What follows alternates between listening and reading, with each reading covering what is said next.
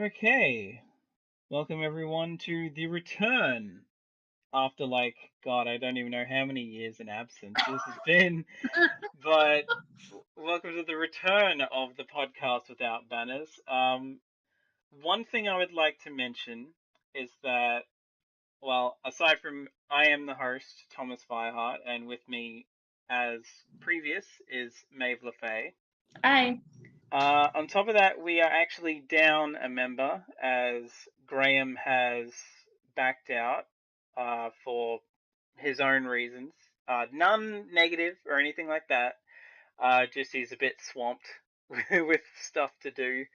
And just to get it out of the way, I do want to thank him for being involved previously. He didn't have to. And I don't mind that he's since left us. Hopefully, we will find more people to fill the spots, but you never know. And as you may also notice, we are skipping a bit. We were going to. The idea I always had in my head back when I started this, when I didn't even have my own laptop to use, was to go through and recap each season and leading up to whatever the season was at the time, which wasn't that bad before, but is now, because now we've got 6 seasons to catch up on. I felt like since Maeve was up for it, we just go fuck it, let's just go season 7, and then we'll go back to doing either redoing seasons 1 and 2, or just cut straight to season 3 and onwards.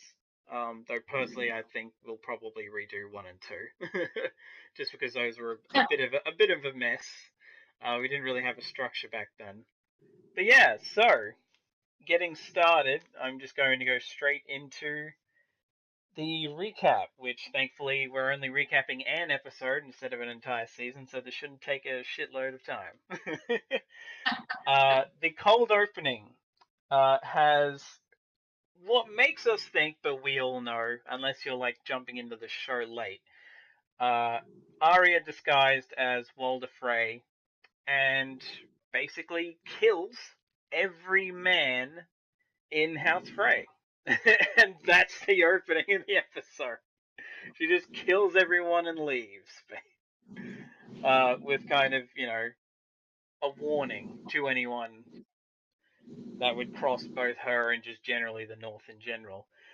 After the intro, we go to Beyond the Wall, where we finally see, after God knows how many seasons at this point, Bran is finally back at the wall with Mira Reed, and they're almost not let in, but due to the knowledge that Bran has of the events that have transpired beyond the wall, he is allowed back in. And then we cut to Winterfell, where Jon Snow is basically making preparations for the war to come. Main standout bits from this are generally Jon and Sansa having a bit of a tiff, not really, as far as she keeps making suggestions that are quite valid, really. But Yeah. ultimately, Jon's the one in charge now, so he's just kind of going full steam with that. The main thing being that everyone's like, well, the Umbers and the Karstarks betrayed you. Why are you letting them keep these? And Jon basically says that he's not going to make these kids and generally their houses pay for something these two idiots did. And they're dead anyway. And also that Tormund and the Wildlings are going to go to Eastwatch by the Sea to help against to guard the castle for when the White Walkers come. And we do get a bit of conversation between uh, Jon and Sansa afterwards, where they're basically just talking about the whole situation where Jon feels as if he was being undermined and Sansa's basically just like, well, you should just kind of lift, like, what, can't we question you? Just take my advice. And then later on, we do get a bit, after they've had a bit of finding out that Cersei is now a queen. We have a bit where Littlefinger is basically trying to influence Sansa again, and it really just comes off as looking like, no, she is not dealing with his shit anymore. She knows exactly what he's after, and she's probably just going to play him for it. King's Landing is oddly what is usually one of the more bulky things in some of these episodes. It's actually one of the shortest things we have. And it is essentially Cersei and Jaime talking about the fact that they're basically surrounded by enemies, and they have to find some form of ally. And Cersei has brought in Euron Greyjoy to see if some alliance can be struck, or just generally see what he wants and what his stance is on everything. And basically, she ends up telling him off that she wants his help, but she doesn't want to marry him to get that help. Or at least she can't take him on his word, because he's gone against his word several times before and killed family members and is out to kill family members now. So it doesn't really stick that he would necessarily be true to his word, and he basically goes, okay, fine, I'll come back with a gift, which we'll probably get into later with predictions, but says that he'll come back to her with a gift to prove his truthfulness and his loyalty. Then we have a bit with Sam in Old Town, basically an extended sequence of showing what his daily life is like there. Serving food, cleaning out bedpans, all this other stuff, sorting books, etc. And then a bit where he talks to the Archmaester about the White Walkers again, and asking if he can be allowed into the restricted section, and basically being told off, even though he is believed. And then he comes to a realization that Dragonstone has dragon glass in it. Gee, what a shock there. And sends word, basically starts writing a letter to tell Jon. And we actually see, because of that, we see that Jorah Mormont is actually in Old Town at the moment as a patient because of his grayscale infection. And asks Sam if Daenerys has shown up yet, basically, and he says he has no idea, which leads to, I'm going to kind of skip over one bit that did happen, because I didn't mention it yet, but just because this leads into it, we do see Daenerys arrive at Dragonstone, and there are really no words except for the final let's begin thing at the end. It's basically just Daenerys arriving at Dragonstone, going up into the throne room, and then going into the War Council room.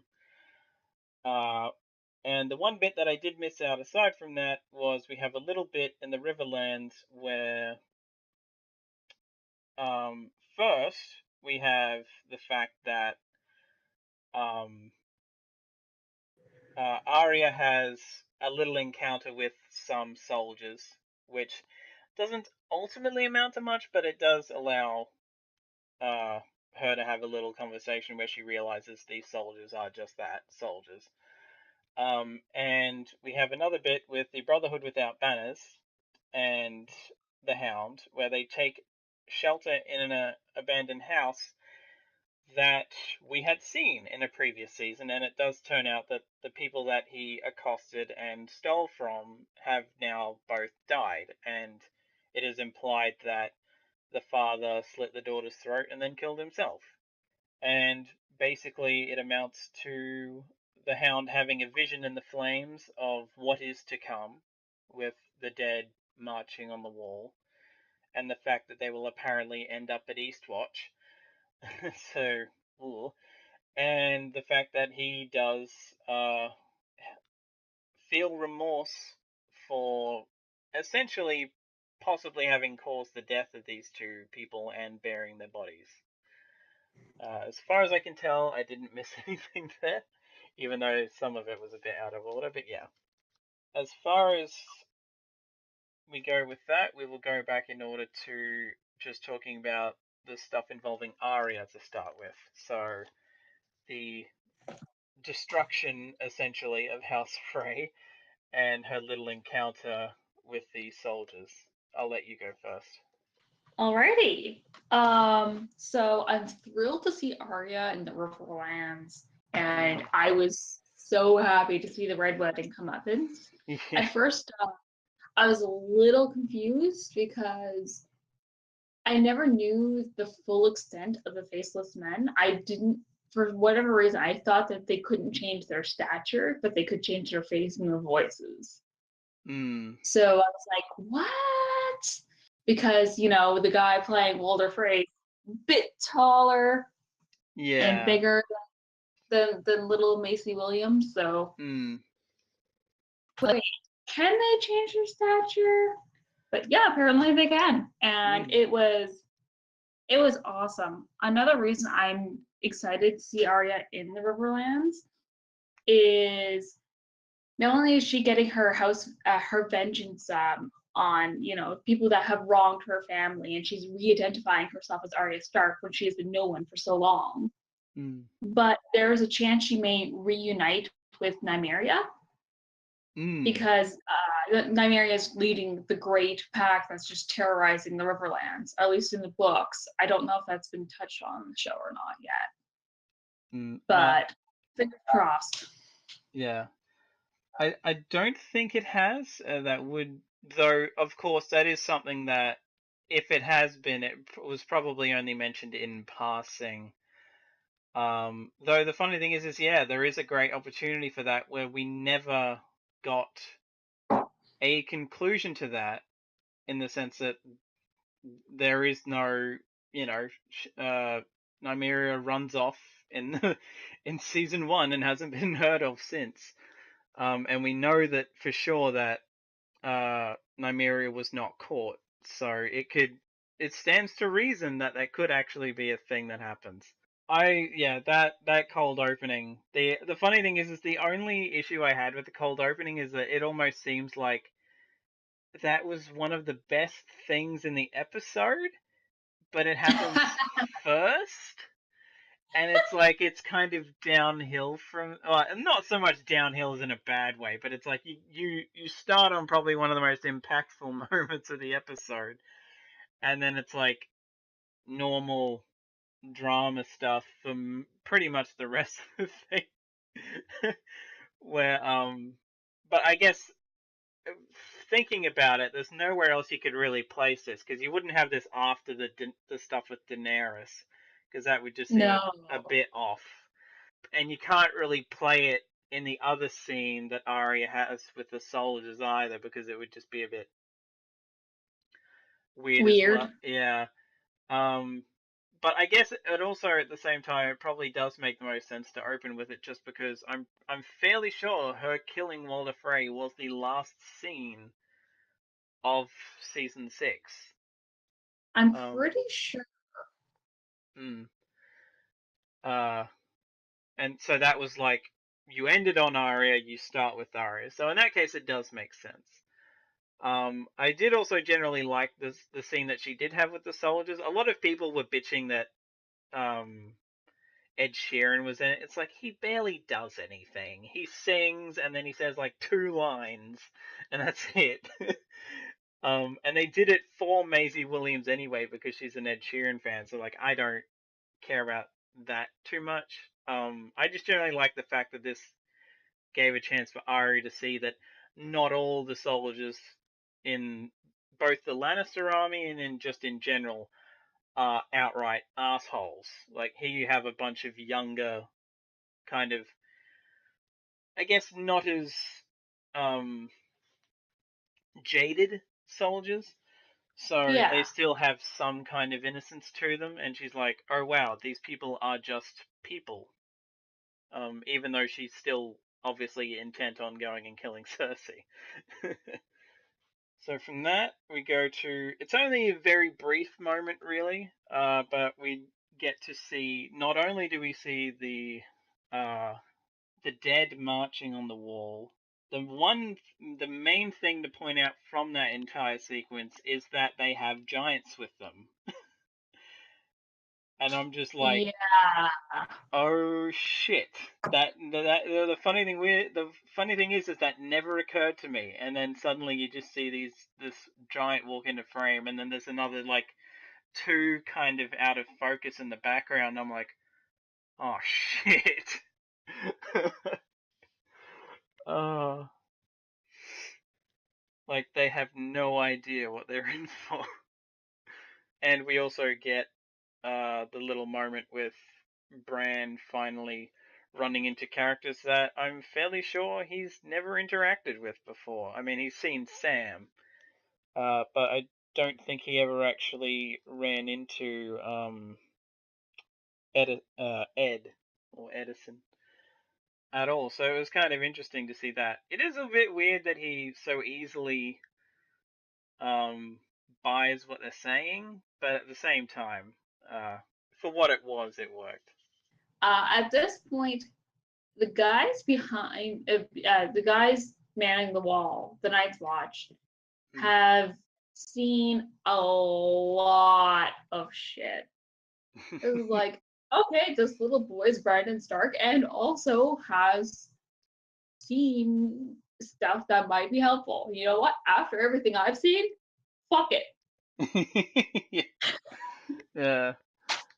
And I guess at the same time, I was almost kind of wondering if they would kind of make that play into him sending a raven to John, but I'm assuming that's just going to happen at some point, like even probably as soon as the next episode, but we'll see when we get to that. Now, Winterfell. That I actually think that Winterfell, for once, at least in the later series, now that it's actually a thing again that we can focus on, actually is the bulk of this episode. It feels like, at least has the most scenes out of any of the locations. And the main kind of things to note from that really are Sansa and Jon basically fairly mildly having a go at each other. Which it was nice to see Sansa just not kind of sitting there and just being quiet. Like, after all the shit she's been through, she's like, no, I'm gonna have an input on this. And of course, we get another scene of Tormund, uh, obviously wanting to have a go at Brienne, which it's one of those things that I thought it It's would get. always fun. Yeah, I honestly thought that would probably be one of those things that would get old, but thankfully it hasn't. Of course, one thing that I noticed in particular from this bit is just the fact of how I think the final thing we see from Winterfell in this, of Sansa saying that she knows exactly what Littlefinger wants, part of me feels like that's implying she's going to play him for all he's worth and then just dispose of him when she got what she wants. Which I could see happening at this point. Yeah, I can definitely see her doing that at this point.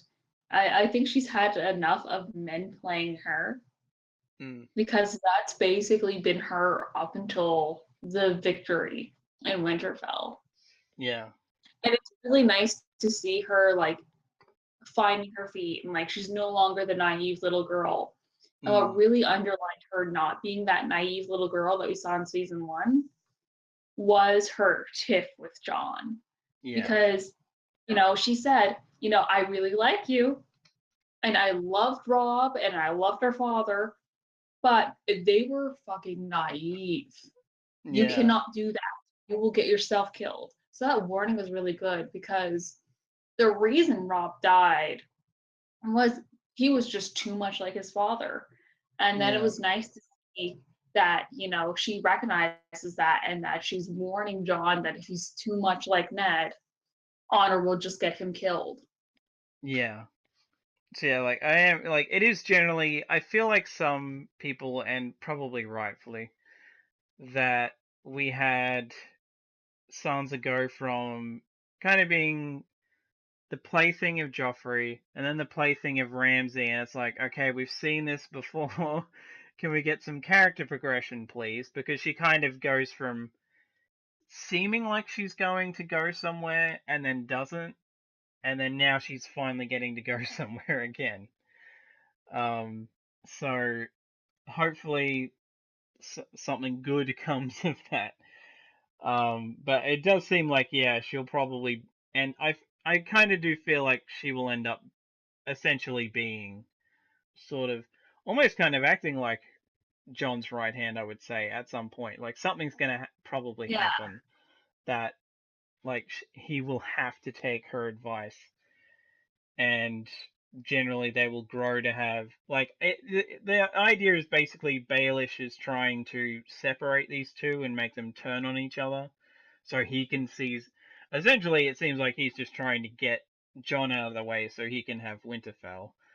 Um, and Sans is caught on to this, so every time there seems to be a tiny bit of tension, she just kind of cuts it and is like, okay, no, I'm not letting this happen. I know what's happening. I've been through enough shit to know what's going on.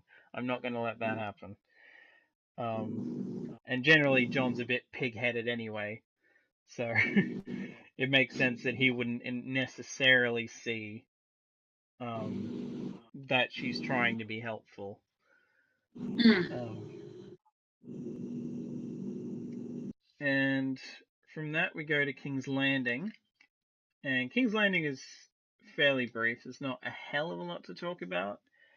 Though one major talking point is just the fact that it seems Cersei has just completely gone, as far as her children are concerned, has basically just gone emotionally dead. Um, which in a way she kind of has to at this point, but it is kind of very interesting where, as I've seen something point out prior, the one kind of redeeming thing that she had was the love for her children. Now she's like, no, fuck them, they're dead. um, we have to, look after ourselves now. Um, it's us against the world, quite literally. So we have to just sort this shit out. Yeah, no, I was very like I thought that she was going to go down that road at the end of last season because like the only thing grounding her was her kids. Mm, And then, you know, she can also kind of connect herself to Tommen's death there because he kind of killed everyone that he loved. yeah. So I like what the internet describes as Tommen noping out of it. Mm-hmm. He's like, nope. Yeah. But yeah, now, aside from that, there was also generally the whole thing with Euron Greyjoy, which, to me, the most notable part of the Euron Greyjoy thing is you could generally tell that Cersei basically just invited him to suss him out to see whether he actually would be a decent ally or not, but never intended to outright take the marriage proposal. But also just a little jab at Jaime where Euron says, "And here I am with 1,000 ships and 2 good hands." Yeah. Oh, that was a good jab. Because at times you kind of forget that everyone basically knows, even though they haven't flat out admitted to it. And then there's little moments like that where I honestly, the funny thing is, the first time that went completely over my head. For whatever reason, like it had been that long that I guess I just forgot that Jamie had ever had his hand cut off or something. Or just generally it is for whatever reason it didn't even click at first, and then the second time round I was like, that's right. He only has one hand, so that's like where that joke comes from. I feel like oh god, there was like a thing though where it did seem like I couldn't tell what accent the actor was going for. Sometimes, like sometimes he sounded like he was trying to be, or maybe the actor actually is Irish, and there was a bit of his Irish accent coming out, but other times it sounded like he was trying to put on an English accent of some kind, and that was kind of a bit iffy. But otherwise, um, that was a nitpick. But yeah, and generally Jamie like cutting him down at like every opportunity was also good because it gave him something to do in that scene. Because otherwise he would have just Yeah. been standing there the whole time. And after that we go to Old Town. I got to admit, the the sort of montage scene with Sam doing his sort of daily routine over and over again, that actually did make me dry heave once or twice, and I was like, Yeah.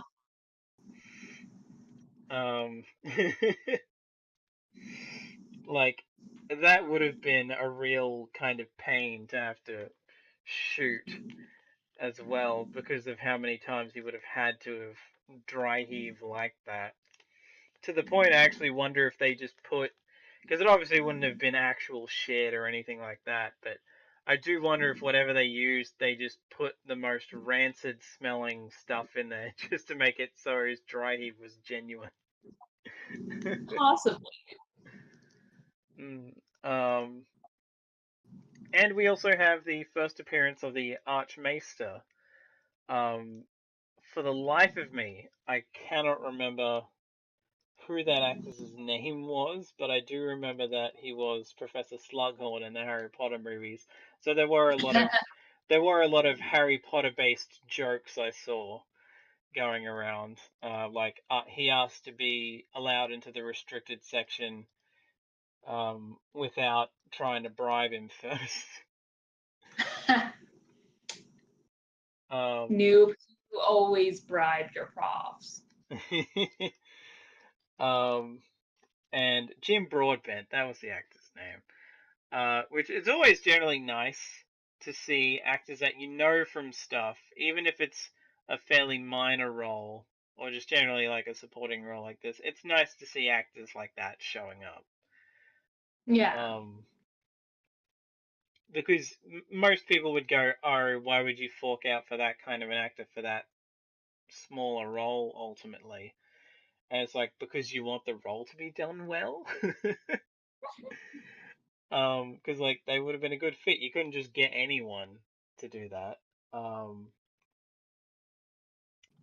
and it was nice to see Gilly again, because to be honest, I didn't think we were going to see Gilly at all this episode.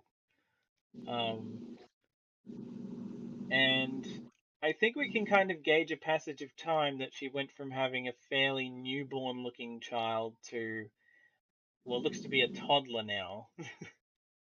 I mean, I could be wrong, but it did seem that uh, her child has now.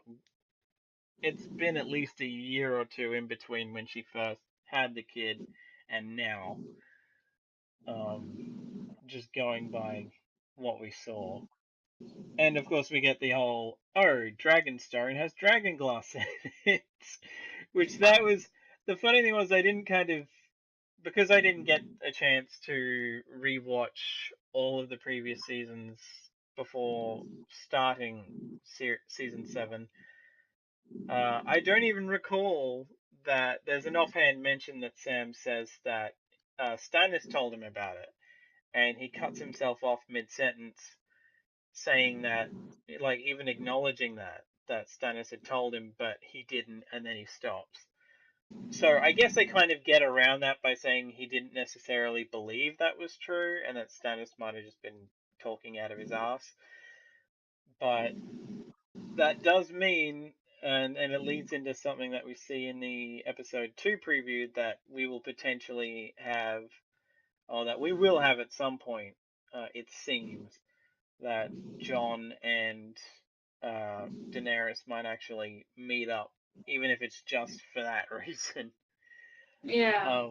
And from there we have the bit in the Riverlands again with the Brotherhood Without Banners and the Hound, which I thought this was a really good nod back to just generally that bit that had happened previously, where these are the people he ran into before and stole from.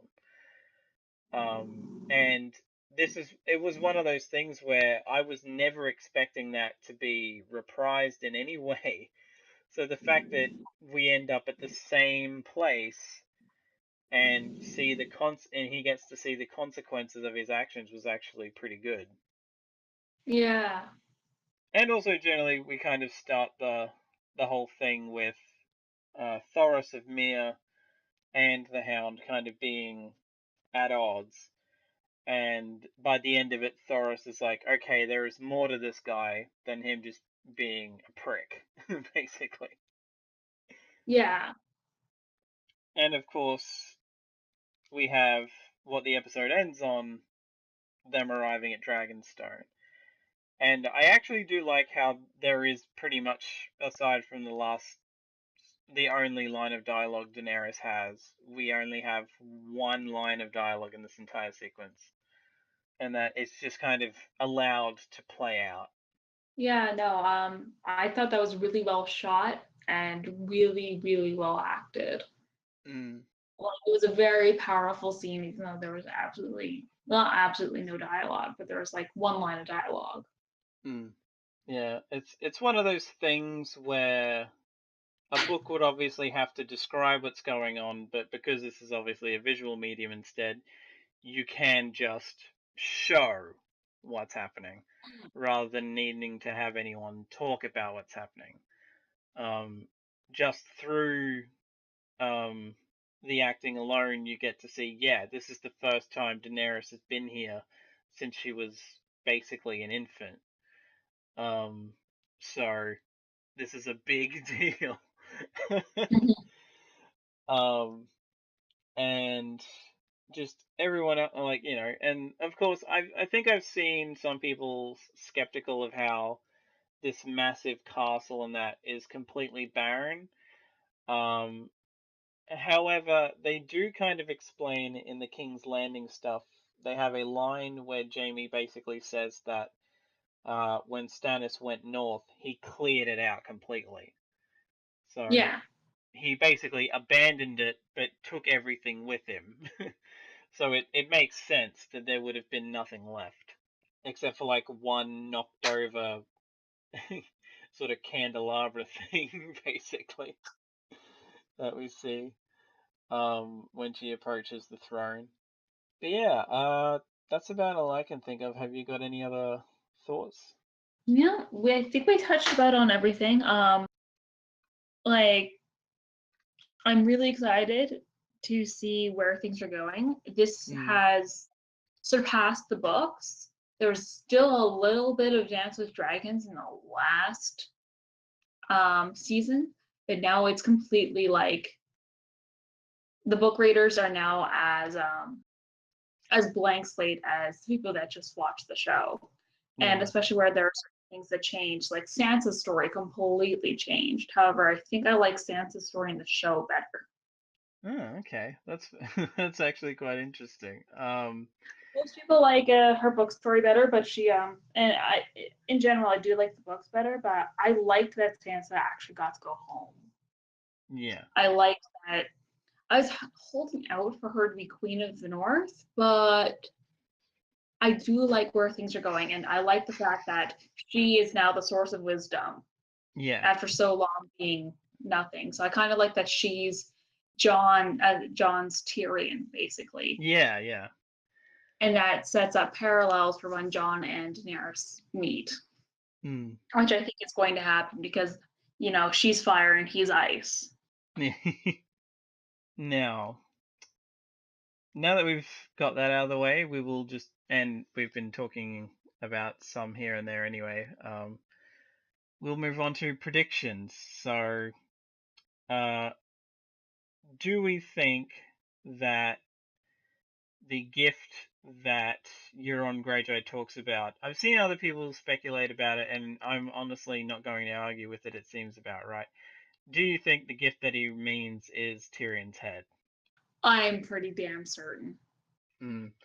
Which, and the funny thing is this is Game of Thrones. That could actually happen.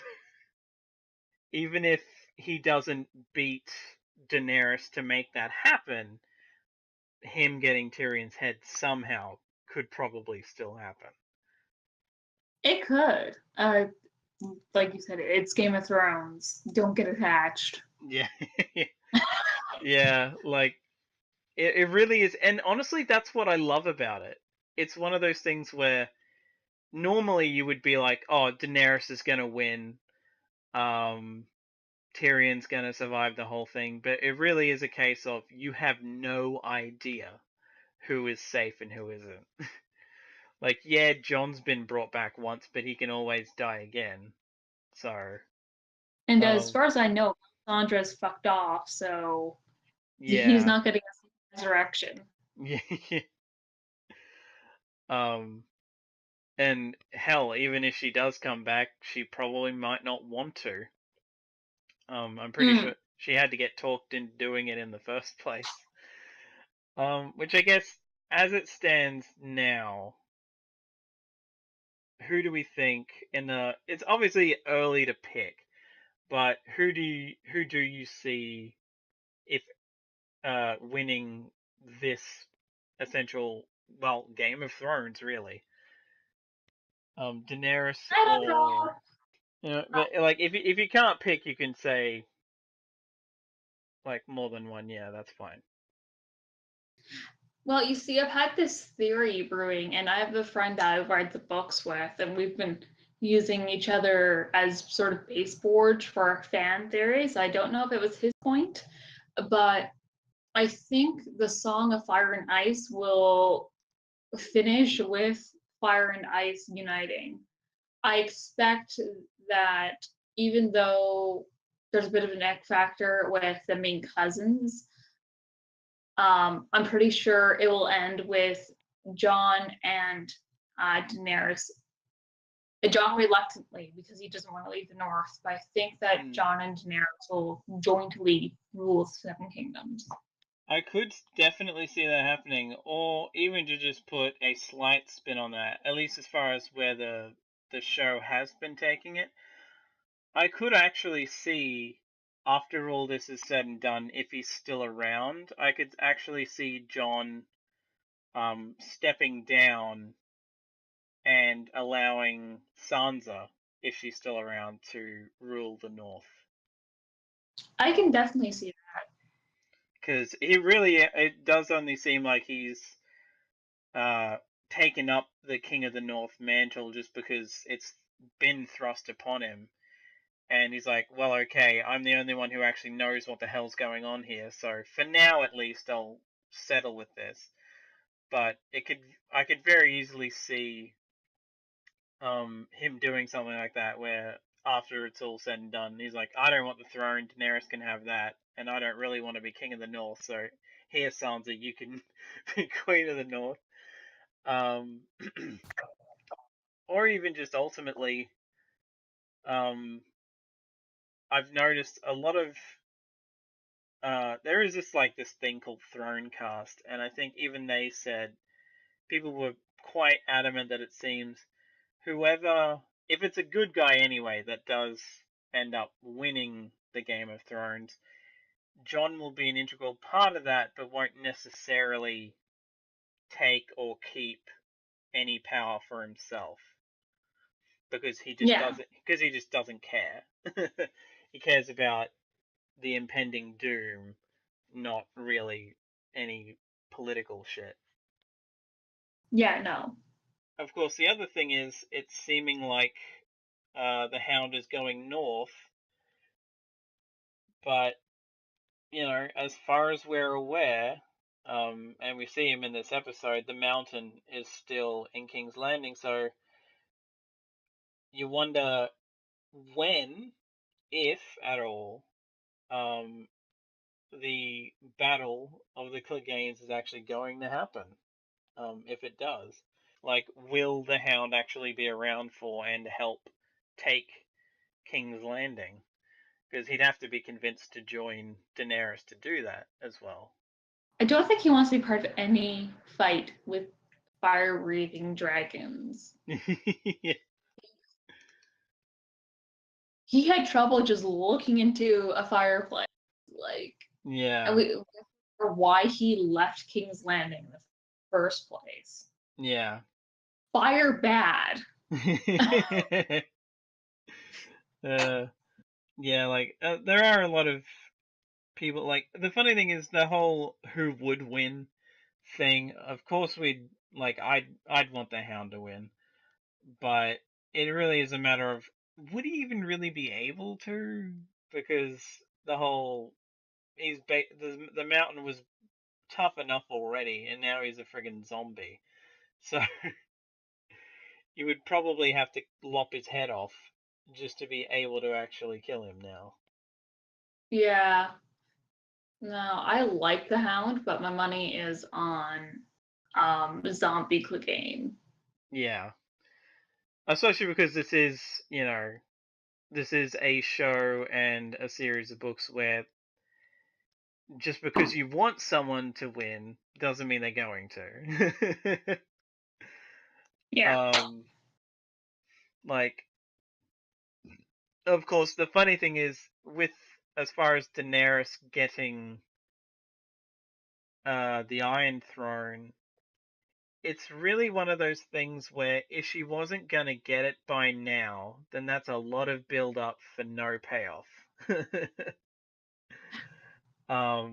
So if she does go out, which I don't think she will, I think she'll get the Iron Throne. Because basically my kind of long form prediction since like season 6 or 5 was Daenerys gets the throne and then they focus, and then like she'll probably get it this season, if at all, and then most of season 8 will basically just be fighting the White Walkers. I can see that. You also have to remember she's really good at getting thrones. She's shit at keeping them. So Yeah. Which is also, yeah. in a way, kind of where the White Walkers can come in, because it's like, okay, now I've got this thing. Now there's an army of thousands of dead people coming for it. It's like, coming for me, so what? Shit. I just won this thing. Of course. I'm gonna go back to the house with the red door and lemon tree. Yeah, that's about all I can think of. Have you got anything else you wanted to talk about in general, whether it's predictions or otherwise? I've said all of my pieces, so if you have nothing, I think that we can probably wrap up. Yep. Well, there we go. The first episode in quite a while of the podcast without banners done. We will be back next week, whether it's with other people or just us again, who knows. If you do want to join us, let me know, and we'll suss you out and see where it goes. That aside, yeah. I'm Thomas Fireheart. I've been joined by Maeve LaFey. We will see you next time for episode 2. See ya.